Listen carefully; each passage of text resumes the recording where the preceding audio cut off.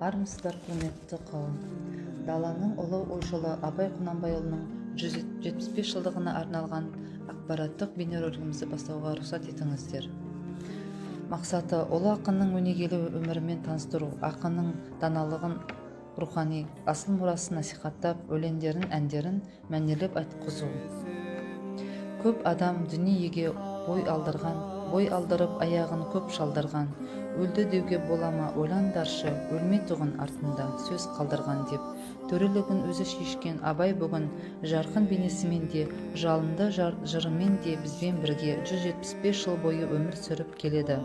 Мәңгі өмір сүре бермек. Ол өткен заманның, кешегі түркі дүниесінің соққан тынысы болса да, бізге түсінікті, жүрегімізге қонымды Абай лебі, Абай үні, ана тынысы, заман тынысы, халық үні қалдырған.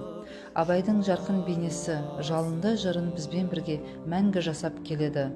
Құрметті әдеби сүйер қауым, қазақтың бір туар ұлдарының бірі, данышпан ақын, ойшыл дана ғұламаларының бірі, қазақ әдебиетінің шоқтығы биік ірі тұлғасы Абай Құнанбайұлының шығармашылығына арналған «Даланың ұлы ойшылы» атты ақпараттық онлайн бейне ролигімізді бастауға рұқсат етіңіздер.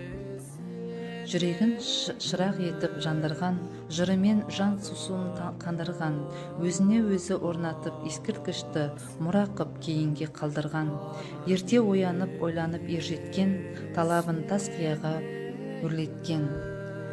Құбажан құрбақан құм қола қырда, өленің бесігінде тербеткен, соқтық балы соқпақсыз жерде өскен, үнімен әділдіктің лебі ескен. Бұл әрине Абай атамыз. Әрине, Абай атамыз туралы айта беру артық емес.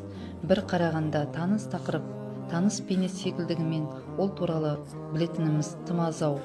Ұлылықтың сырына қанық болғанымыз келсе, далалықтың қандай болатынын ұғынғымыз келсе де, Абай әлемін тағы бір шолу жасайық. Абай Ибрахим Құнанбаев, ақын, ағартушы, жазба, қазақ әдебиетінің, қазақ әдебиет тілінің негізгі қалаушысы, философ, композитор, аудармашы, саяси қайраткер. Либералды білімді исламға таяна отырып, орыс және Европа мәдениетімен жақындасу арқылы қазақ мәдениетін жаңғыртуды көздеген реформатор. Абай ақындық шығармашылығында қазақ халқының әлеуметтік, қоғамдық, моральдық мәселелерін асқару еткен. Өлең сөздің патшасы, сөз сарасы айдарын Абайдың табиғат лирикалық бастайық. Абай музыкасы. Ұлы ақын, ағартушы Абай музыкалық саласында да айта қалғандай мұра қалдырды. Өзінің асыл өлеңдерін, қара сөздерін қағазға түсіріп, кейінгі ұрпаққа жазып қалдырса, музыкалық жөнінде оның мұндай мүмкіншілігі болмады. Өйткені Абай өмір сүрген кезде қазақта музыканың жазба мәдениеті жоқ еді. Халықтық музыка ауыз дәстүрлік қалыпта еді.